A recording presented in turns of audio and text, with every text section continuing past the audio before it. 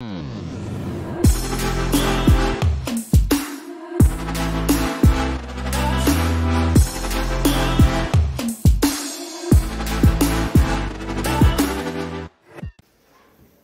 bonjour à toutes et à tous, rebonjour pour certaines d'entre vous avec qui on a déjà échangé un petit peu ce matin. On va commencer par se présenter, tout simplement. Je suis Gérard Clérici, le directeur de l'IRAD Bastia. Et je suis Didier Grasse, je suis chargé de communication de l'IRAD Bastia et je suis aussi adjoint à la directrice de la formation initiale. Voilà, donc on est réunis pour parler d'un sujet important, votre avenir. Donc ça veut dire que si vous êtes là, c'est que vous avez un intérêt certain ou qui peut-être peut se concrétiser vers des carrières de la fonction publique, et notamment des carrières de cadre dans la fonction publique. Alors vous savez qu'il y a 3 fonctions publiques, celle de l'État, celle de la territoriale et l'hospitalière.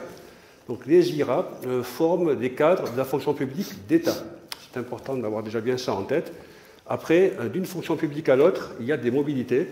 Et beaucoup de nos anciens élèves, aujourd'hui, ont des postes intéressants dans des collectivités territoriales, y compris aussi dans la fonction publique hospitalière. Donc on peut passer, il faut le savoir, d'une fonction publique à l'autre. Mais à la base, les IRA forment des cadres de l'État. Voilà. Alors, il y a 5 IRA en France. Si on part du Grand Nord au Grand Sud, Lille, Nantes, Metz, Lyon et Bastia.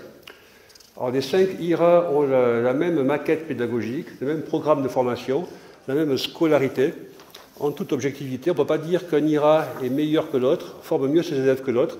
On connaît bien toutes les équipes, puisqu'on a beaucoup de relations d'un IRA à l'autre et entre les 5. Donc la formation, on peut le dire, je pense, est partout de qualité. Donc nous sommes tous égaux. Mais l'IRA de Bastia, quand même, est un peu plus égal que les autres, parce que nous sommes sur une île, ce qui ne nous a pas échappé, ce qui veut dire que ce qui fait notre particularité à nous, c'est que les promotions qui viennent à l'IRA de Bastia ont une vie de promotion qui est beaucoup plus sympa, beaucoup plus riche que les élèves des autres IRA, parce que les élèves des IRA de Lille, Nantes, Lyon ou Metz, le soir, ils rentrent souvent chez papa et maman, le week-end, ils rentrent aussi dans leur famille, donc ce qui est pratique et sympa pour ramener le linge sale à laver. Ce qui n'est pas forcément le cas à l'IRA de Bastia, puisque si vous êtes à Bastia, et si vous habitez Marseille, par exemple, vous n'allez pas rentrer chez vous tous les soirs, ça serait d'abord impossible en termes de transport et infiniment coûteux. Donc, quand on vient à l'IRA de Bastia, on vit à Bastia, on se loge à Bastia, et on vit énormément entre élèves de la même promo, ce qui crée des relations beaucoup plus denses, beaucoup plus amicales, ce qui fait par la suite un réseau professionnel beaucoup plus riche, et quand vous serez dans l'administration, dans la vie en général professionnelle, vous vous rendrez compte que le réseau, c'est hyper important. Alors le réseau, c'est avoir quelqu'un de sa promo qui occupe tel poste dans tel autre ministère, on a un dossier à régler en commun, on s'appelle et de suite, les affaires se règlent beaucoup plus vite que si on ne connaît pas les personnes. Donc ça, à l'IRA de Bastia, c'est un vrai plus que nous vous offrons. Et ensuite, on vous offre aussi 6 mois sur une île quand même globalement très belle et très attirante. Et ça fait partie des à côté de la formation à l'IRA, c'est qu'on n'y fait pas que bosser, même si vous êtes là d'abord pour bosser, mais il y a une vie en Corse, culturelle, de loisirs, qui est vraiment tout à fait intéressante. On peut faire des tas de choses quasiment gratuitement, puisque beaucoup de loisirs nature se pratiquent, je dirais, gratuitement. Et on a une association des élèves qui est très active, qui est financée en grande partie par l'IRA, et qui offre des tas d'activités culturelles, sportives, à des prix défiant toute concurrence. C'est ainsi que des élèves de l'IRA de Bastia peuvent passer leur permis de bateau, font du parachutisme, font des tas de trucs qu'ils ne feraient pas ailleurs, parce qu'ils ont la possibilité de le faire dans de bonnes conditions et pas cher. Voilà, donc ça c'est pour les à côté. Donc revenons un petit peu maintenant au cœur de votre présence ici. Donc nous formons des cadres A qui ne sont pas des cadres A+.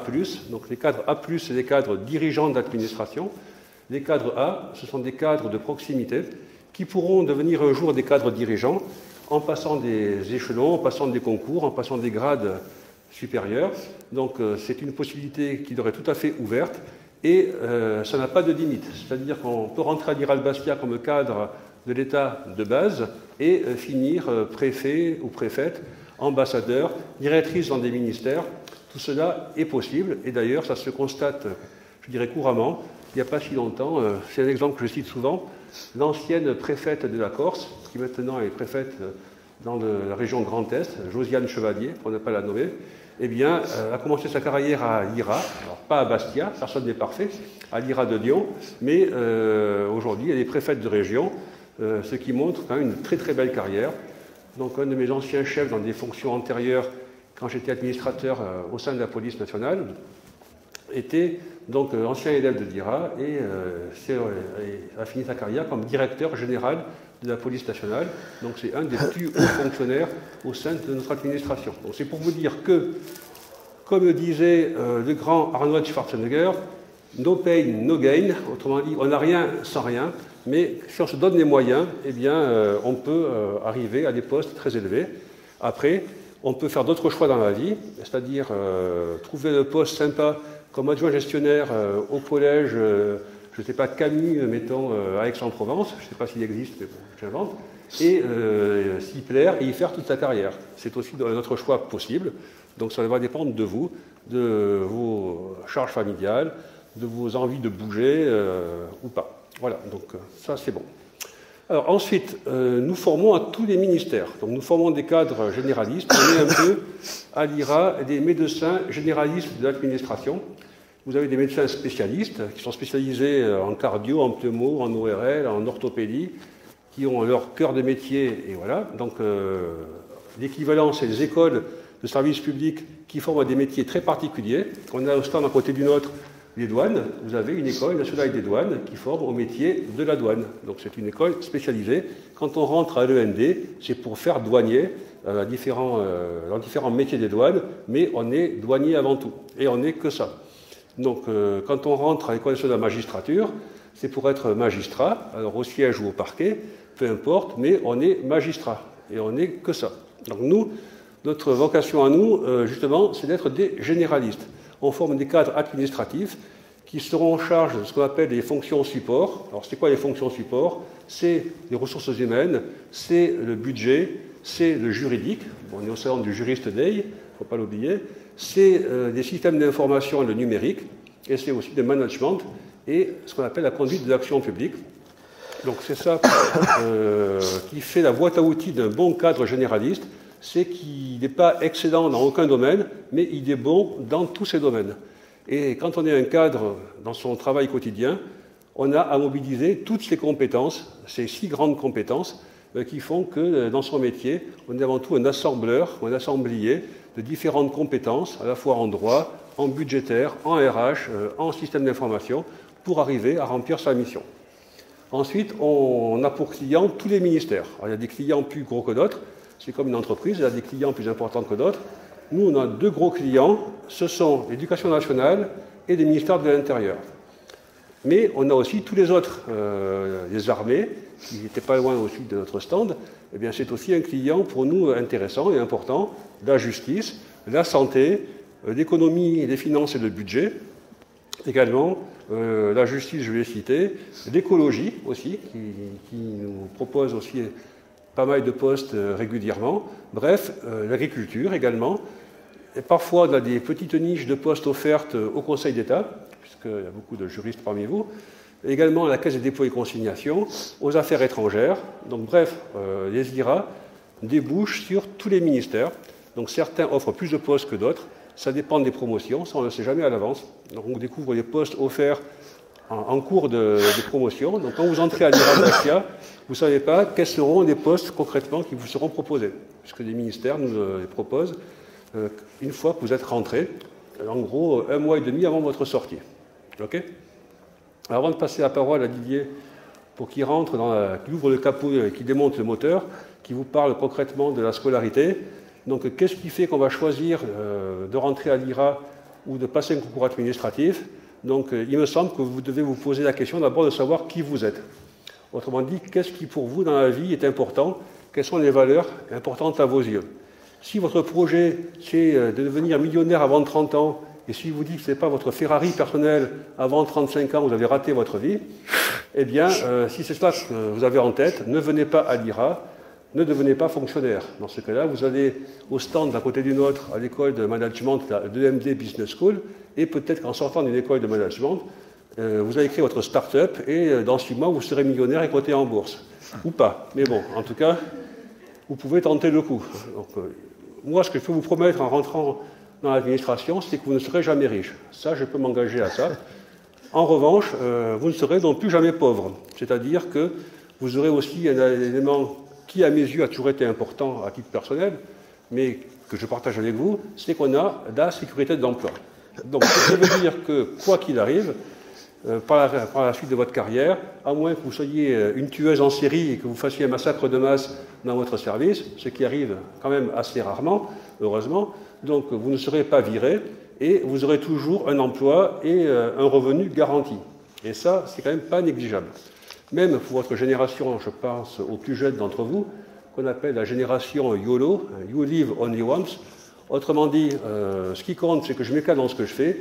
Je ne me projette pas à 30 ans. Moi, ce que je veux, c'est prendre du plaisir à ce que je fais. Et si dans 5 ans, je veux passer à autre chose, eh bien, je le fais et puis c'est tout. Eh bien, ok, si c'est ça, sachez que vous n'êtes pas prisonnier, prisonnière, je dis prisonnière parce que je vois que des filles en face de nous, donc vous ne serez pas prisonnière de l'IRA et d'administration. Si un jour vous voulez passer à autre chose, vous vous mettez en disponibilité, ça c'est un système qui est vachement pratique, parce que vous dites en gros à l'administration, ok, je suis tenté par une carrière dans le privé, mais pour autant je ne veux pas démissionner, parce que si vous démissionnez, après vous coupez tous les liens, vous ne pouvez plus revenir, sauf à repasser un concours, mais on vous offre la possibilité d'être en disponibilité, donc vous mettez entre parenthèses votre carrière, vous tentez votre aventure dans le privé. Si ça marche et que vous voulez partir définitivement, eh bien, ciao, on coupe le lien. Si vous voulez revenir, eh bien, vous revenez, vous dites, ok, c'est moi, ben, ça y est, je reviens, après, c'est plaisir 3 ans, je reprends mon poste, ou un autre poste, peu importe, et vous reprenez votre carrière. Donc ça, c'est quand même un filet de sécurité qui est tout à fait intéressant. Donc, quel que soit votre choix, vous n'êtes pas menotté au radiateur, vous n'êtes pas prisonnière de l'administration. L'administration, on peut la choisir, on peut la quitter, momentanément, définitivement. Donc ça, il faut l'avoir en tête. Donc si vous avez par contre, parmi les choses importantes à vos yeux, ce qu'on appelle le service public, donc le service public, étymologiquement, c'est être au service du public.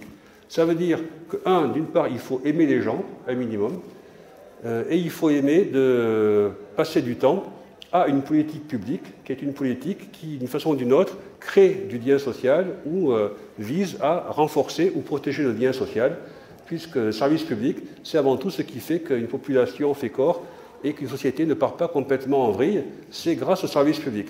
Et dans les quartiers où les services publics, peu à peu, ont disparu, on voit ce qui s'y passe, c'est des quartiers qui partent en déliquescence. D'accord ?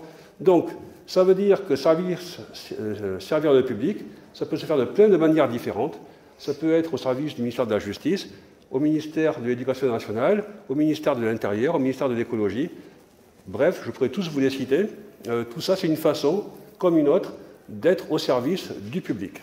Voilà, donc si c'est ça qui est important à vos yeux, si des valeurs comme les valeurs de loyauté, de justice, parce que le service public, c'est avant tout traiter les gens de manière égale, égalitaire, ne pas avoir de passe-droit. Dans la vraie vie, vous allez me dire, on en rencontre quand même, mais justement, votre job à vous de cadre, c'est de faire en sorte que ces passe-droits, eh bien, ils soient le moins présents possible, voire quasiment absents. Et vous avez un rôle important à jouer pour que les citoyens soient traités de manière juste et égale. Donc, si c'est ça qui est important à vos yeux, dans ce cas, votre présence ici n'est pas tout à fait inopportune et on peut donc continuer et passer à la suite. Et vous parlez un peu, même beaucoup, de la scolarité. Donc Didier, qui est à l'IRA, un de mes plus proches cadres, qui a beaucoup de casquettes, il va vous parler surtout, avec sa casquette, de directeur adjoint de la formation initiale. Merci, monsieur le directeur. Donc, effectivement, une introduction déjà riche, qui vous a présenté un petit peu ce qu'on faisait à l'IRA de Bastia en particulier, mais c'est la même chose, bien évidemment, dans les autres IRA. Je vous rappelle 5 IRA répartis sur l'ensemble du territoire métropolitain, Lille, Nantes, Lyon, Metz donc, et Bastia. Instituts régionaux d'administration, on a ce terme de régional, mais en fait, on est des établissements publics nationaux. Et le terme régional, et ça va rejoindre mon premier propos, a pour objectif de déterminer des zones géographiques en termes d'affectation à l'issue de la scolarité. Donc, pour ce qui concerne l'IRA de Bastia, bien évidemment, lorsqu'il y a des postes dans le sud, dans le Grand Sud, les régions Corse, PACA, Occitanie, voire de temps en temps le sud de l'Aquitaine, de la Nouvelle-Aquitaine. Ce sont des postes qui sont donnés en priorité à l'IRA de Bastia. Et la région parisienne, donc les postes en ministère, mais également des postes dans les services déconcentrés de l'Île-de-France, sont partagés équitablement entre les 5 IRA. D'accord? Donc là, ça vous donne une petite idée. Sur l'interministérialité, je ne reviens pas puisque le directeur a été dans les détails. Donc effectivement, on a vocation à pourvoir des postes dans tous les ministères, que ce soit en administration centrale ou dans les services déconcentrés de l'État, en région et en département. L'éducation nationale, il peut y avoir des postes au ministère de l'Éducation nationale et de la Recherche, mais il peut y avoir des postes aussi en rectorat, il peut y avoir des postes en DSDEN, Direction départementale de l'Éducation nationale, en université également, des postes administratifs dans les universités, dans les CROUS aussi, et donc bien évidemment, ça a été dit, dans les lycées et collèges, notamment sur des postes d'adjoint gestionnaire. Donc adjoint gestionnaire, c'est le numéro 2, si vous voulez, dans les lycées et collèges, c'est celui qui s'occupe de toute la partie non pédagogique de l'établissement. Alors justement, pour vous donner quelques exemples de postes et de métiers, parce que c'est ça qui est important, il y a les ministères bien évidemment, mais surtout les postes et les métiers qui sont, et les fonctions et les métiers qui sont importants. Là, on a listé quelques postes qui avaient été proposés en sortie de promotion précédente, par exemple un poste de chargé de communication à l'état-major des forces armées à Toulon, par exemple, un chef de pôle éloignement à la préfecture des Alpes-Maritimes, donc là on est au sein de la préfectorale, un poste de secrétaire général de la sous-préfecture de Mirande, un poste d'adjoint au chef de bureau des ressources humaines à la préfecture de l'Essonne, là pour le coup c'est en région parisienne, un chargé de mission pour le suivi du plan migrant à la préfecture de la Lozère, un adjoint gestionnaire dans un collège Paul Valéry à Roquemaure, un chargé de pilotage de la masse salariale et des effectifs à la DRH du ministère de l'Intérieur. Donc là on est sur un poste de ressources humaines. D'accord? Donc voilà, là ça vous donne une petite idée, mais vous avez la possibilité, si vous allez sur notre site, de trouver des fiches de poste telles qu'elles ont été proposées à la sortie des promotions précédentes, et ça peut vous donner une petite idée de ce que pourraient être vos missions après votre formation à l'IRA, si vous réussissez bien évidemment le concours. Alors avant de parler du concours, la formation initiale, la formation donc que vous allez avoir à l'IRA à l'issue de la réussite au concours, elle va se passer en 2 temps, 2 périodes. Une première période dite probatoire de 6 mois à l'Institut. Donc là, vous allez suivre des enseignements, ou plutôt des interventions. On est certes dans un cadre scolaire, mais on est plus sur de la formation professionnelle. Donc les intervenants que vous avez à l'IRA, dans les IRA, ce sont uniquement des professionnels, donc des fonctionnaires en activité pour la plupart d'entre eux. D'ailleurs, beaucoup sont passés par les IRA et ils viennent partager avec vous leur expérience professionnelle, souvent à travers des études de cas, souvent avec des mises en situation. On est vraiment dans le cadre d'une formation professionnelle. Donc ça, c'est les 6 premiers mois. Alors avec différentes étapes, il y a d'abord une première étape où on va vous aider à vous positionnement. Donc, étant donné que c'est une formation qui est aussi accompagnée, donc vous avez un référent cadre de l'IRA qui va accompagner chacun d'entre vous dans sa réflexion de projet professionnel et pour bien comprendre l'objectif d'acquisition de compétences durant la formation. Parce qu'on est dans une logique non pas d'acquisition de connaissances, même si vous faites encore de l'acquisition de connaissances, mais plutôt on est dans une logique d'acquisition de compétences. Alors les compétences, il y en a 6 ou 7 qui ont été ciblées comme étant des compétences transversales que doivent avoir les cadres en termes d'expression orale, en termes d'utilisation des outils numériques, en termes de positionnement, il y a comme ça 6 ou 7 compétences qui sont des compétences cibles sur lesquelles on va vous donner des outils et on va vous aider à acquérir ces compétences de façon à arriver en poste dans les meilleures conditions possibles. Donc ça, c'est la première phase de formation. Donc là, vous avez à la fois ce qu'on appelle un tronc commun, un cycle d'approfondissement et des enseignements de contextualisation. Donc le tronc commun, ça veut dire ce que ça veut dire. Là, vous allez avoir tous les mêmes enseignements. On va vous donner déjà des premiers outils de compréhension. Ensuite, vous allez avoir un cycle d'approfondissement où là, on va approfondir, vous allez choisir d'approfondir certaines thématiques, juridiques, pilotage des ressources, RH, management ou communication. Donc là, c'est vous qui allez choisir votre approfondissement en fonction de votre projet professionnel. Et ensuite, vous aurez une dernière étape, donc à l'issue de ces 6 mois, qu'on appelle contextualisation, qui va intervenir après que vous ayez choisi votre poste d'affectation. Alors cette contextualisation, on va aller un petit peu plus dans le détail pour vous permettre justement d'aborder votre prise de poste dans les meilleures conditions possibles. Donc transition sur la deuxième période probatoire donc de 6 mois. Alors là, pour le coup, vous êtes en activité, vous êtes sur le poste que vous avez choisi. Il y a d'abord 2 mois dits de préaffectation et ensuite 4 mois de stagiairisation. Alors, peu importe si vous voulez, ce n'est pas la peine d'aller dans le détail sur cette préaffectation et sur cette stagiairisation. Ce qu'il faut retenir, c'est que vous êtes en poste, vous exercez déjà vos missions, l'administration qui vous accueille vous confie des tâches concrètes et vous exercez ces missions. Vous avez bien évidemment la possibilité de renforcer vos connaissances sur les tâches précises que vous exercez, ce qu'on appelle la formation métier. Donc là, c'est l'administration d'accueil qui va vous fournir cette formation.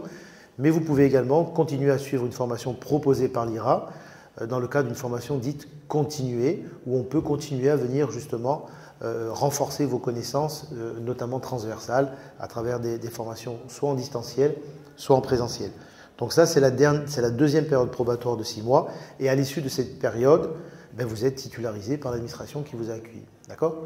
Étant entendu, je crois que ça a été dit, mais on le redit, étant entendu que bien évidemment, pendant la première période probatoire à l'IRA, vous êtes déjà rémunéré en tant que fonctionnaire de catégorie A. Et bien évidemment, dans la deuxième période probatoire, vous êtes rémunéré en tant que fonctionnaire stagiaire de l'administration qui vous accueille, avec le bénéfice bien évidemment des primes notamment qui sont attribuées dans l'administration d'accueil.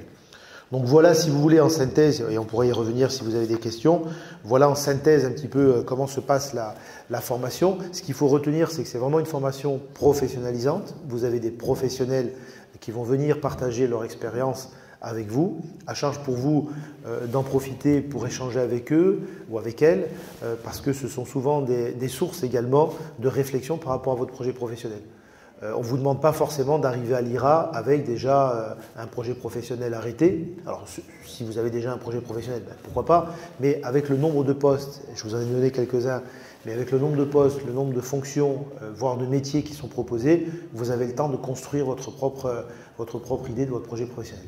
Étant entendu, et ça a été dit par le directeur, que le premier poste que vous allez prendre, que vous allez choisir ou pas, puisque c'est à l'issue d'un classement, ce n'est pas un poste définitif et vous n'allez pas rester sur ce poste-là si vous ne le souhaitez pas pendant les 42, 43, 44, 45, je ne sais pas, au moment où vous parlerez de retraite, où vous en serez. Enfin bon, vous n'allez pas rester sur toute la durée de votre vie professionnelle sur ce poste-là.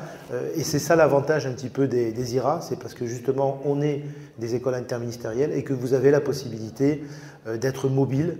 Quand on parle de mobilité dans la fonction publique, c'est la mobilité fonctionnelle, c'est-à-dire que vous pouvez changer de métier, de tâche. Et la mobilité géographique, vous pouvez changer également d'affectation géographique. Vous pouvez débuter votre carrière dans un ministère, au ministère de l'Intérieur, et puis la continuer dans un collège à Marseille ou à Aix-en-Provence ou je ne sais trop où. Donc ça, c'est quelque chose qui est relativement récent finalement dans l'histoire de notre administration. Je parle sous le contrôle de mon directeur, mais il y a 15 ans, la mobilité, on en parlait beaucoup, mais ce n'était pas toujours évident de l'avoir parce que c'était des démarches toujours très très longues de détachement et ainsi de suite. Là, on est dans une logique quand même assez différente et la logique de l'administration, c'est pas forcément de retenir de force des agents qui ne veulent plus rester sur leur poste et c'est au contraire de favoriser la mobilité. Donc ça, c'est quelque chose de très important. Et la force des IRA, c'est que justement, on vous donne la possibilité, à travers la formation que vous avez eue, d'être mobile aussi bien géographiquement que fonctionnellement. J'aimerais juste faire une petite parenthèse avant de repasser le micro à Didier. Donc, le grand sujet d'actualité, ça ne vous a pas échappé, c'est la question des retraites. Bon. Donc, qu'est-ce qui fait qu'on se pose cette question de façon aiguë en ce moment particulièrement?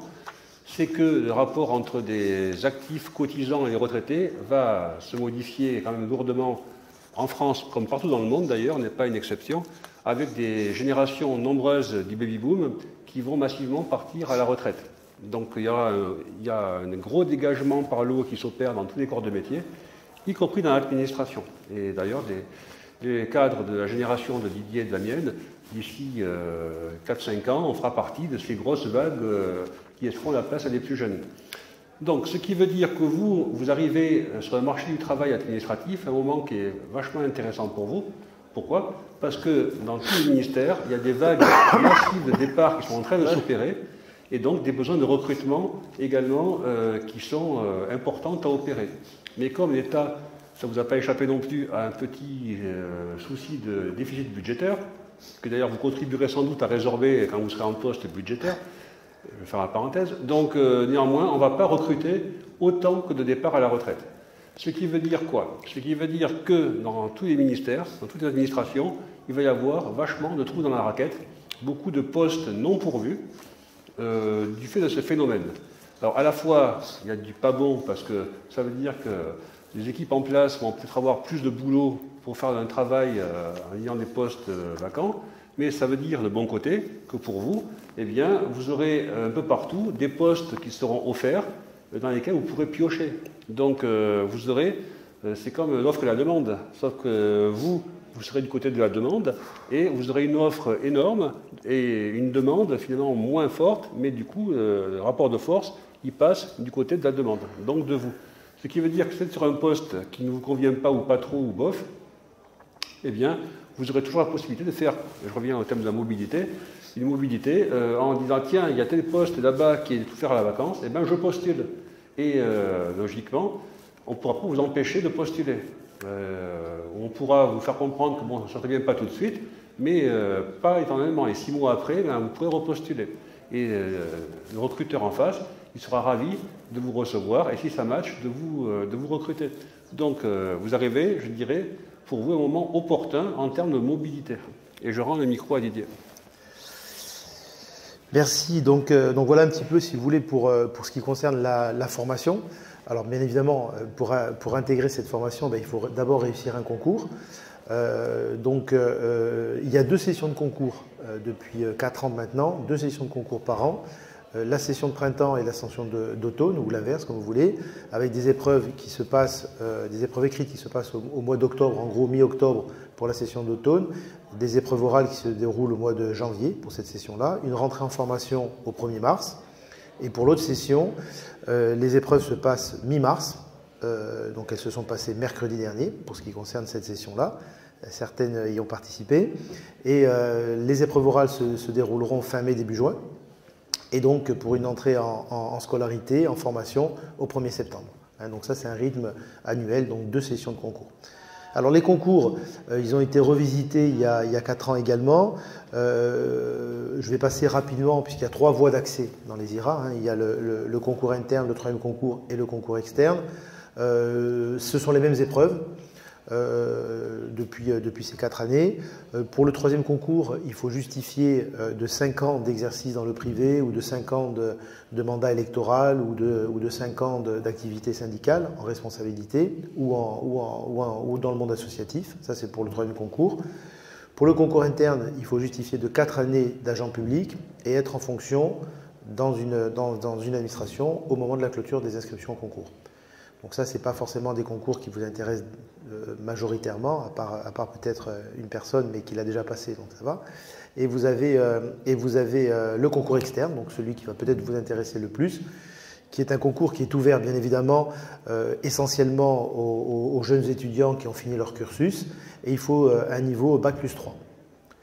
Il faut un niveau Bac+3 pour pouvoir s'inscrire au concours. Je ne vous cache pas qu'on est plus sur du Master 2, voire plus, parmi les lauréats. Mais pour pouvoir s'inscrire au concours, il faut justifier d'un niveau Bac+3. D'accord ? Donc le concours, alors les inscriptions, si on prend l'exemple de la session qui va s'ouvrir, la session de printemps, les inscriptions, ou plutôt la session d'automne, les inscriptions se feront entre le début juin et la mi-juillet, donc pour des épreuves au mois d'octobre.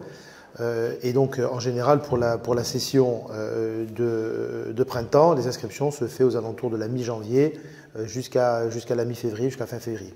Donc ça c'est pour la fenêtre d'inscription au concours qu'il ne faut pas louper, bien évidemment, pour être sûr de passer le concours. Donc les épreuves. C'est important pour vous. S'il y a dans la salle des personnes qui veulent se présenter à la prochaine session, donc soyez aware, puisque, comme l'a dit Didier, ouverture des inscriptions entre, grosso modo, début juin et mi-juillet. Ouais. Donc ça approche. Okay. Alors, ça me permet de vous dire d'ores et déjà, je l'aurais dit tout à l'heure, mais là, du coup, on me donne l'opportunité de le dire, n'hésitez pas à passer le concours, même si vous n'êtes pas prête. C'est pas grave. Pourquoi ? Parce que de toute façon, vous pouvez passer le concours autant de fois que vous le souhaitez. Il n'y a pas de frais d'inscription. Et donc du coup, passer le concours, y compris si on sent qu'on n'est pas prête, c'est pas grave. Ça va vous permettre de voir un petit peu de quoi il en retourne, de commencer à comprendre ce qu'on attend de vous, à gérer votre temps, et ainsi de suite. Donc ne vous mettez pas de restrictions particulières par rapport à ça. Le fait de passer le concours et d'échouer éventuellement, ça n'a absolument aucune conséquence sur la suite des événements. Donc, vous pouvez repasser le concours autant de fois que vous le souhaitez. Et ça, moi, je conseille même souvent à ceux qui finalement ne savent pas trop de quoi il en retourne. Je conseille souvent même de le passer, de s'inscrire, de passer le concours. Et puis voilà. OK ? Donc ça, n'hésitez pas. Donc je reviens à l'organisation du concours. Donc épreuve d'admissibilité, donc des épreuves écrites. 2 épreuves écrites pour les 3 concours, c'est les mêmes. Une épreuve dite étude de cas. En fait, c'est un dossier concret qu'on vous propose. On vous met en position d'être, je ne sais pas moi, cadre dans une préfecture et on vous dit qu'il faut préparer le dossier d'un préfet qui va réunir des élus sur une thématique précise.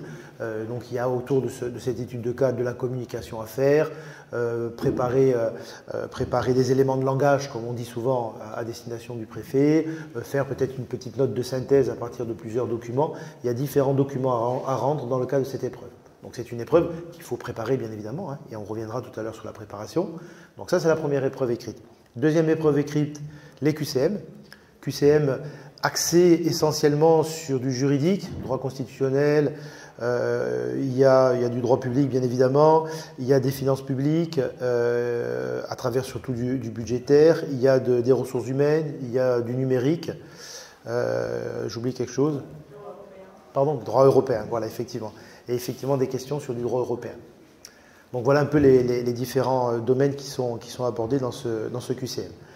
À partir du moment où vous êtes déclaré admissible, donc que le jury de l'IRA vous déclare admissible, donc vous allez passer l'épreuve orale, il n'en reste plus qu'une, il n'y a qu'une seule épreuve orale, qui est une épreuve orale autour d'un entretien avec le jury. Donc cet entretien avec le jury, pareil, ça se prépare. Vous devez intervenir dans un premier temps durant 5 minutes pour présenter un petit peu, vous présenter et présenter votre projet professionnel. Préalablement, vous aurez rempli pour le concours externe une fiche individuelle de renseignement, qui est en sorte, je simplifie, un petit CV, hein, qui sera mise à disposition du jury, qui ne sera pas noté, mais qui sera mise à disposition du jury, qui lui-même va préparer son entretien avec vous. Pour les 3e concours et les concours internes, on parle de dossier de reconnaissance des acquis de l'expérience professionnelle. Donc c'est un dossier un peu plus conséquent, mais on est dans la même logique.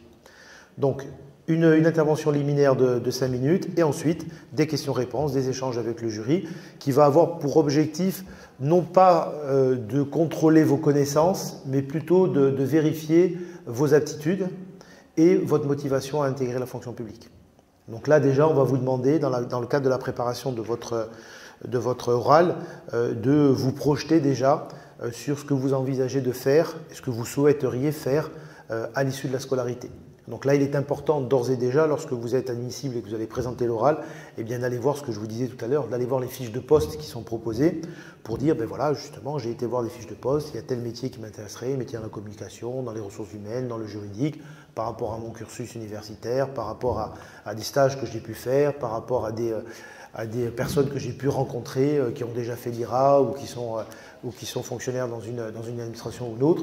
C'est comme ça qu'il faut essayer entre guillemets, de vendre sa motivation à intégrer la fonction publique d'État. Là aussi, je précise, on est bien sur la fonction publique d'État. On n'a pas vocation, en tout cas dans un premier temps, à fournir des cadres aux collectivités locales. Hein, les collectivités locales, c'est la fonction publique territoriale, même si beaucoup de nos élèves, au bout de 3, 4, 5 ans, par la voie de détachement, et c'est ce qu'on disait tout à l'heure, on vous parlait de mobilité interne à la fonction publique d'État, mais cette mobilité, elle peut être aussi inter-fonction publique, et on a beaucoup de collègues qui ensuite eh bien, vont donner leur service dans des mairies, dans des conseils départementaux, dans des régions, dans des établissements publics, et ainsi de suite. Donc là aussi, tout ça pour vous montrer que la carrière n'est pas figée, elles peuvent même basculer dans la fonction publique territoriale, voire dans la fonction publique hospitalière sur des missions administratives. D'accord ? Donc voilà pour le concours. On vous laissera poser des questions tout à l'heure. Alors le concours, je vous disais qu'on pouvait le présenter sans réellement le préparer. C'était un exercice à faire. Mais il est bien évident qu'il faut quand même, lorsqu'on fait ce choix-là, il faut le préparer, ce concours, notamment les épreuves écrites, mais orales aussi. Et donc, il y a des préparations qui vous sont proposées. À distance, vous avez le CNED qui vous propose une préparation qui, au début, a eu du mal à se mettre en place, mais maintenant, elle est performante. Et vous avez aussi tout ce qui est au niveau universitaire, centre de préparation à l'administration générale, c'est-à-dire les IPAG, Instituts de préparation à l'administration générale, et les centres de préparation à l'administration générale, notamment pour ce qui vous concerne sur Aix-en-Provence, mais je crois que l'université également, ici à Marseille, fait de la préparation au concours. Et vous avez également ce qu'on appelle les classes prépa talent, vous en avez peut-être entendu parler. Alors les classes prépa talent, elles sont ouvertes à des publics cibles, qui sont des publics notamment de boursiers, pour ce qui concerne les personnes qui préparent le concours externe, ou des publics en recherche d'emploi, pour ceux et celles qui visent le troisième concours. Donc cette classe prépa talent, il y en a une à l'IRA de Bastia, c'est-à-dire que nous, on a notre propre classe prépa talent, alors qui a la particularité d'être éclatée sur 5 sites.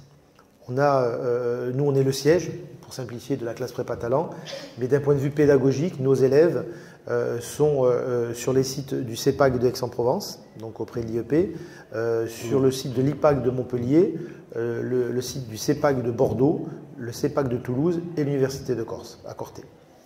Et donc là, on a 60 élèves qui sont en classe prépa talent, donc répartis sur ces 5 sites. On en aura 65 pour la session future, pour laquelle on va ouvrir les inscriptions à partir si je ne me trompe pas, du 3 avril. Donc ceux qui potentiellement, ou celles qui potentiellement pourraient être intéressés, en vous rendant sur le site de l'IRA de Bastia ou sur le site de ces organismes-là, vous aurez la possibilité de remplir un dossier d'inscription. Alors l'avantage de cette classe prépa talent, c'est qu'elle vous prépare spécifiquement aux épreuves du concours d'accès à l'IRA, et qu'en plus de ça, vous êtes accompagné quasiment individuellement, et vous avez une bourse complémentaire de 4 000 € qui vient en plus de la bourse que dont vous bénéficiez déjà. D'accord ? Donc ça, c'est pas négligeable, et c'est toujours intéressant de pouvoir avoir cette connaissance-là. Donc ça, c'est les classes prépa talent. Voilà, je crois que j'ai fait à peu près le tour de tout ce qu'on souhaitait vous dire dans un premier temps, et bien évidemment, on va répondre à vos questions si vous en avez, alors aussi bien sur les métiers que sur la formation.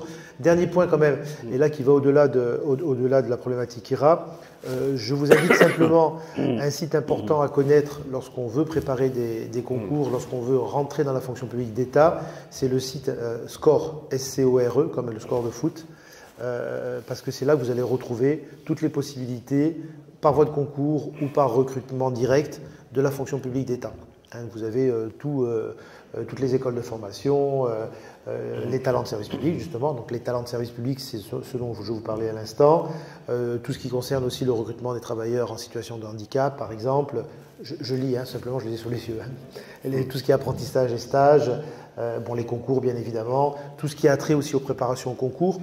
Petite parenthèse, lorsque vous allez sur ce site-là et que vous allez sur l'onglet École, vous avez bien évidemment les IRA. Et là, vous allez retrouver les annales des concours des années précédentes, enfin des sessions précédentes. Là, vous avez les annales. Et en plus des annales, vous avez également les meilleures copies. Donc ça, c'est intéressant. Parce que ça vous permet de voir effectivement, ou en tout cas de suggérer qu'est-ce que le jury attend de vous en termes de forme et en termes de fond par rapport aux épreuves. Ok ? Donc ça, c'est important à aller voir également comme document de préparation à ce concours d'accès aux IRA. Voilà, cette fois-ci, j'en ai terminé. Alors juste peut-être une dernière précision avant de vous laisser la parole. Donc en votre qualité d'élève attaché, donc attaché, c'est ce niveau de cadre A qu'on évoquait en tant que cadre de proximité. Donc vous êtes rémunéré. Alors pour les externes, c'est en gros 1 500 € par mois. Pour les internes, ça dépend de leur carrière antérieure et souvent ils sont un tout petit peu mieux payés. Et pour les troisièmes concours, donc aussi ça va dépendre de leur carrière antérieure. Sachez que c'est aussi un argument qui n'est pas négligeable, donc d'être formé tout en étant rémunéré par le citoyen contribuable. Donc qui vous paye pour bien vous former et que vous puissiez ensuite bien vous occuper de lui. Voilà. Donc également être fonctionnaire au sens large, mais cadre tout particulièrement, ça implique certaines compétences. Donc c'est-à-dire que dès lors que vous intégrez l'IRA ou que vous devenez cadre d'une façon ou d'une autre, on attend de vous certaines qualités et on attend de vous aussi que vous ne fassiez pas certaines choses. Donc vous devez avoir un comportement, en tout cas en public et si possible aussi en privé, exemplaire, donc ne pas vous faire remarquer négativement pour différents faits dommageables. Donc en gros, si vous avez l'habitude de tabasser votre conjoint, ça ne sera pas un plus dans votre carrière, c'est évident. Donc dans la vie tout court, c'est généralement à éviter, même totalement à éviter. Donc on attend des cadres de l'État et des fonctionnaires une certaine rectitude, c'est-à-dire qu'ils se comportent avec probité, qu'ils ne soient pas malhonnêtes, qu'ils fassent leur travail de façon honnête, pas de turpitude, et qui ne donnent pas lieu à la critique du fait de leur comportement. Autrement dit, si Didier ou moi doivent récupérer Yves Romer au commissariat de Bastia, après une sortie arrosée entre élèves, bon, ce ne sera pas génial pour vous. Donc voilà, donc sachant que la population attend de ces élites, et quelque part les cadres de l'État font partie des élites, même si ce sont des petites élites, mais des élites quand même, qu'elles soient exemplaires. Vous allez me dire, l'actualité nous montre souvent des contre-exemples d'élites qui ne sont pas exemplaires, c'est vrai, mais ce n'est pas pour autant qu'il faut s'en inspirer. Donc vous êtes astreint à un devoir de réserve, c'est-à-dire que vous avez vos opinions, vous pouvez les exprimer, mais en privé. Donc vous ne pouvez pas faire état sur les réseaux sociaux ou autres de vos opinions sur la politique du gouvernement, sur votre collègue de promotion ou sur votre collègue dans le service. Donc ça ne se fait pas non plus. Donc sur les réseaux sociaux, on peut intervenir. Moi-même, j'interviens de temps en temps sur des forums, sur les réseaux sociaux, mais c'est des forums liés à mes loisirs. Donc les opinions que j'émets n'ont pas de grandes conséquences. En revanche, aucune prise de position pour critiquer le gouvernement. Vous pouvez être pour ou contre la politique que mène le gouvernement, c'est votre droit de citoyen. D'abord, vous avez un droit électoral, de voter pour qui vous jugez bon, ou de ne pas voter si c'est votre décision. Mais en tout cas, quel que soit le gouvernement élu démocratiquement et légitimement, vous devez mettre en œuvre la politique pour laquelle vous êtes payé. Point barre. Donc, pas d'état d'âme à avoir. Si vous en avez, vous les gardez pour vous à titre personnel. Mais vous n'en faites pas part publiquement. Voilà. Donc, être fonctionnaire a des avantages. J'évoquais la sécurité de l'emploi. Mais ça a aussi des contraintes qui fait qu'on ne peut pas dire tout et n'importe quoi, urbi et orbi.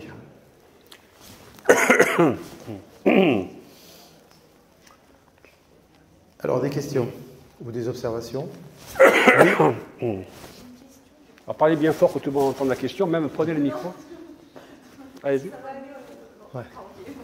Attends, on ferait passer le micro.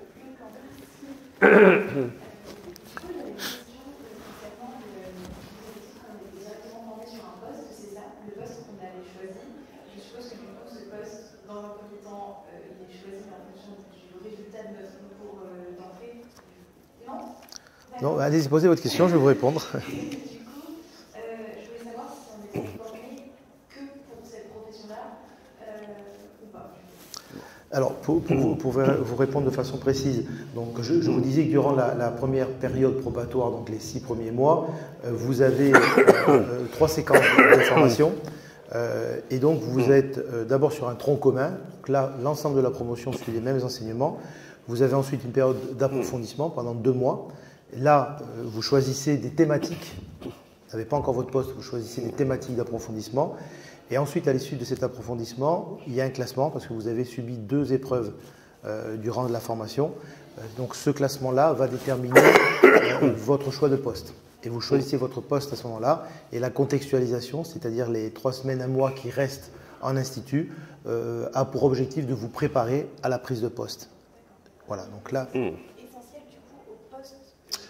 Tout à fait. Je vais vous prendre un exemple. Si par exemple, vous choisissez d'être gestionnaire dans un collège ou dans un lycée, sur cette dernière période, vous allez déjà avoir avant des enseignements qui vont vous être directement utiles pour le poste. Mais là, vous allez avoir vraiment des enseignements spécifiques, par exemple l'utilisation des logiciels dans les établissements, une resensibilisation de l'organisation du ministère de l'Éducation nationale, du relationnel entre les établissements, les collectivités locales et qui les chapeautent au niveau de l'organisation immobilière, et ainsi de suite. D'accord? Ça, c'est un exemple. Pour les autres, c'est à peu près la même chose aussi. Alors, pour être complètement honnête, pour ceux qui vont choisir l'administration centrale, c'est un peu plus compliqué parce qu'ils choisissent l'administration centrale, ils choisissent le ministère, mais ils ne connaissent leur poste d'affectation que dans un deuxième temps, c'est-à-dire lorsqu'ils arrivent au sein du ministère, la répartition se fait à ce moment-là. Sur les services déconcentrés, vous choisissez, enfin les élèves de l'IRA choisissent précisément le poste qu'ils vont occuper. Pour l'administration centrale, ils choisissent le ministère et c'est le ministère lui-même ensuite qui fait la répartition au sein de ses services avec l'ensemble des élèves issus des IRA. Voilà. Donc, juste une précision en complément des propos de Didier, et je crois que c'était l'aspect de votre question. Donc, vos résultats au concours d'entrée ne comptent pas dans le classement de sortie. Donc, une fois que vous êtes entré à l'IRA, il n'y a que deux situations, où vous y êtes ou vous n'y êtes pas. On suppose, on espère que vous y serez, mais ensuite, on appuie sur la touche Reset et tout le monde redémarre à zéro. C'est-à-dire qu'après, ce sont les épreuves de classement à l'IRA qui feront le classement de sortie. Votre rang d'entrée ne compte pas, ne compte plus. Enfin, ne compte pas du tout d'ailleurs. D'accord? Et d'ailleurs, quand vous sortez de l'IRA, parce qu'il y a aussi dans toutes les écoles, parce qu'en France, vous savez, ça c'est historique, on a beaucoup des classements. Donc, sachez que le classement de sortie, en fait, ne comptera plus dès que vous aurez quitté l'IRA. C'est-à-dire que quand vous allez prendre vos postes, ce qui comptera, c'est la façon dont vous allez savoir vous adapter à votre poste. Dont vous serez efficace ou pas sur le terrain. Votre employeur s'en foutra de savoir si vous étiez major de promo, 15e, 25e ou 80e ou dernier. Donc l'important c'est la façon dont on prend son poste et dont on s'adapte. Comme je dis souvent aux élèves de l'IRA, donc j'espère que vous aurez l'occasion de m'entendre me répéter, ce qui prouvera que vous êtes entré à l'IRA de Bastia. Donc je leur dis souvent que la plus grande des qualités, c'est l'intelligence des situations. C'est-à-dire c'est la capacité à savoir s'adapter à la situation. Et c'est une des qualités essentielles chez un cadre. On n'attend pas d'un cadre qui soit expert en tout, ça n'existe pas. En revanche, on attend d'un cadre qui sache s'adapter à un environnement mouvant, instable, changeant.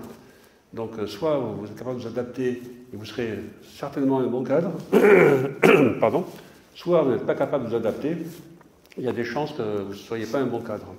Voilà. Après, l'expertise technique, elle viendra avec le métier.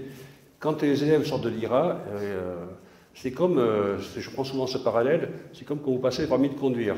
Donc vous avez votre permis de conduire, donc vous êtes apte à conduire. Ce qui veut dire que l'inspecteur du permis de conduire a jugé que vous n'étiez pas trop dangereux pour les autres sur la route, ni pour vous-même. Mais on ne peut pas dire que pour autant vous êtes un bon conducteur. Ça viendra avec le temps. Donc au bout de quelques années d'expérience, vous devenez après plus à l'aise et plus fiable sur la route. Ben, c'est pareil, l'IRA vous délivrera un permis d'administrer, mais vous ne serez pas pour autant un bon cadre en sortie d'IRA. Votre métier, après, vous l'apprendrez sur le terrain. La vie vous l'apprendra. Et donc, on apprend tout au long de sa vie. D'ailleurs, c'est un label officiel, la formation tout au long de la vie. Ce n'est pas pour rien. Donc, vous avez droit à l'erreur. Je le dis aussi souvent aux élèves de l'IRA avant qu'ils partent, pour les sécuriser un peu. Ne soyez pas forcément, ne cherchez pas à être parfait, parce que vous ne serez pas parfait. Et d'ailleurs, même, on n'est jamais complètement. Donc, vous avez droit à l'erreur et les ministères qui vont vous accueillir, comme l'a dit Didier, savent qu'ils ont encore un rôle de formateur. Ils doivent continuer votre formation sur le terrain. Donc, vous deviendrez bon avec le temps. Oui, allez-y. J'ai deux questions. Pardon. Oui. Je ne peux pas parler français, mais c'est pas mon. Ouais. J'ai fait mes études en Angleterre. Ouais. Ça pose un problème en France ou pas? Non, alors les concours d'accès à la fonction publique sont ouverts à tous les ressortissants de l'Union européenne. Donc je ne sais pas de quelle nationalité vous êtes. Oui, avec le Brexit, il faut voir. Ah oui, c'est vrai. Ah, ouais. Alors je pense qu'il y a des conventions entre la France et la Grande-Bretagne. Ouais. Ça, vérifier. Mais ça, sur ce point précis, c'est à vérifier. À vous, ouais. C'est une bonne question. Ah oui, exact. Ouais, depuis le Brexit, je pense qu'il y a des conventions qui ont été établies justement pour des situations comme la vôtre. Mais ça, il faut le vérifier. Ouais. Je connais mon accent français n'est pas très bon. Ouais. Ça pose aussi non. Non. Actuellement, on a une personne qui est polonaise, qui a un fort accent également, qui suit la scolarité. Donc, je l'ai eu en entretien la semaine dernière, et ça pose absolument aucun problème. Donc, elle a réussi le concours, donc il n'y a absolument pas de souci. Hein. On a déjà eu des Portugais, on a eu des Roumains, on a eu quelqu'un qui était d'origine roumaine, alors elle était française, mais d'origine roumaine. Non, il n'y a absolument pas de souci. Le jury n'est pas... Le jury ne se base pas là-dessus. Autrement, nous, les Corses, on aurait du mal aussi. On a un accent qui est... Alors, toutes les provinces, hein, mais... Non, par contre, à l'écrit, vous écrivez bien? Oui. Bon, parce que alors là, la France, c'est quand même le pays de la norme. Et bon, on est au juriste day, donc devant beaucoup de juristes parmi vous. Donc la France a un peu, je dirais, le mythe de la norme parfaite. Donc on est le pays qui a le plus pondu au monde de lois, de décrets, d'arrêtés, de circulaires, et rien ne semble arrêter cette mécanique infernale. Donc en revanche, en France, c'est aussi des travers de la culture française, même si certains y voient une qualité. Bon. C'est l'expression écrite doit être quand même bonne, à défaut d'excellente, et en France, on a quand même, je dirais, la fibre de l'expression écrite. Donc, si à l'écrit vous êtes à l'aise et que vous ne faites pas plus de fautes que la moyenne des personnes, hein, sans que vous soyez forcément Chateaubriand ou Simone de Beauvoir, donc si vous écrivez dans la bonne moyenne de vos collègues d'ici présents, donc il n'y aura pas de problème. Mais il faut effectivement, il faut qu'on vérifie ça. Pardon ? Il faut qu'on vérifie. J'ai un parcours linguistique et j'aurais aimé savoir si une fois en poste j'avais l'espoir de pouvoir pratiquer mes langues ou si c'était un petit peu illusoire. Voilà. Alors, pour répondre en partie à votre question, jusqu'à la dernière formule de scolarité et de concours, il y avait des langues. C'est-à-dire qu'au concours d'entrée, il y avait une langue obligatoire. Et pendant la scolarité aussi, il y avait une langue obligatoire.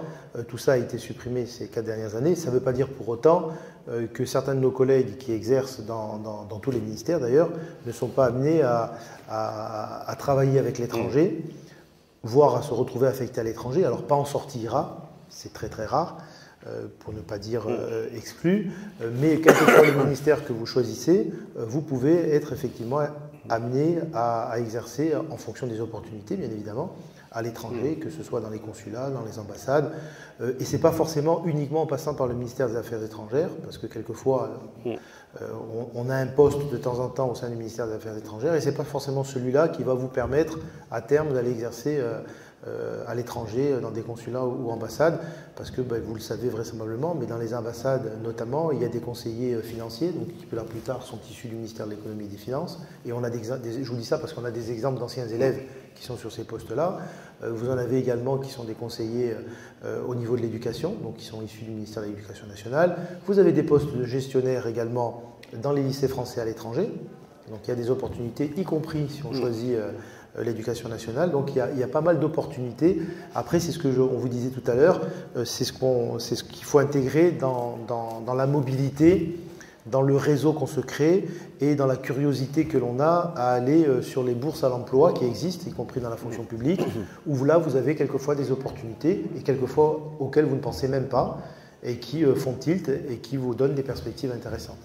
Donc en résumé, malgré qu'effectivement il n'y ait plus d'épreuves de langue et malgré qu'il n'y ait pas... Alors il y a encore quand même, pendant la formation, vous avez la possibilité de renforcer pour ceux qui n'ont pas les niveaux nécessaires les langues étrangères, et notamment lorsqu'on a un poste aux affaires étrangères, et on en a un sur la promotion qui va sortir, il faut que les personnes qui vont se positionner sur ce poste-là maîtrisent 2 langues étrangères au moins. Donc ils vont repasser, je ne sais plus comment ça s'appelle, le B1 ou le B2, je sais pas. Bon, bref, pour justifier, pour vérifier qu'ils ont bien le niveau, pour pouvoir effectivement rejoindre le ministère des Affaires étrangères. Voilà. Ouais. Donc ça c'est très important. Je voudrais renforcer le clou, donc je vais dire moins bien ce que Didier a dit déjà très bien, mais c'est pour bien que vous rentrez dans votre tête, pour celles et ceux qui ont la fibre internationale. Donc les affaires internationales, on peut les pratiquer en dehors des ministères des Affaires étrangères et internationales. Tous les ministères ont une direction des affaires internationales. Alors ça ne s'appelle pas comme ça, c'est un nom qui s'en rapproche. Et donc on peut avoir une carrière internationale en passant par tous les ministères, y compris l'agriculture, y compris la justice, y compris l'intérieur. Bon, moi j'ai fait pas mal de ma carrière au ministère de l'Intérieur, qui a une direction de la coopération internationale. Le ministère de l'Intérieur, ce n'est pas forcément connu, mais il est présent dans 80 pays, par exemple, à travers les attachés de sécurité intérieure, à travers une politique de coopération très forte. Donc on peut faire de l'international, même sur un ministère qui s'appelle de l'intérieur, où ce n'est pas intuitif forcément. Voilà. Donc tous les ministères, aujourd'hui, du fait de l'Union européenne d'abord, mais du fait aussi de l'ouverture de la France sur le vaste monde, offrent des carrières internationales, ou en tout cas dans des institutions ouvertes à l'international. Oui, effectivement, vous avez la possibilité aussi, alors à terme, pas en sortie IRA bien évidemment, de travailler pour l'Union européenne en tant que fonctionnaire. Donc là aussi, c'est des choses qui existent. Il y a des appels à candidature assez réguliers. Et là, pareil, j'ai des exemples d'anciens élèves qui ont transité par Bruxelles ou au Luxembourg pour pouvoir avoir des postes, ou à Strasbourg, avoir des postes sur ce genre de postes. Et d'ailleurs, on a un élève qui est sorti il y a deux promotions à la police nationale, justement, qui travaille, que j'ai visité, Driss, voilà, qui travaille donc au sein de la Direction générale de la police nationale et qui travaille justement sur la coopération au sein de l'Union européenne et qui très très très régulièrement se déplace en Europe et notamment sur Bruxelles. Ouais, il y a un organisme très intéressant qui s'appelle Interpol. Interpol. Donc Interpol, c'est la police dans sa dimension internationale. Voilà. Donc voilà, c'est pour ça que... Donc là, c'est quelqu'un qui est sorti il y a 6 mois. Hein. Oui, ouais, c'est ça. On a recroisé il n'y a pas longtemps. Ouais. Donc voilà, donc après, votre vie à chacune, elle sera différente de votre copine de chaise, mais elle sera ce que vous en ferez. Donc chacune a son fit, et après, une fois que votre barque est sur la rivière, après vous avez plein de petits méandres à emprunter, donc ce sera à vous de faire votre parcours. Très bien, merci.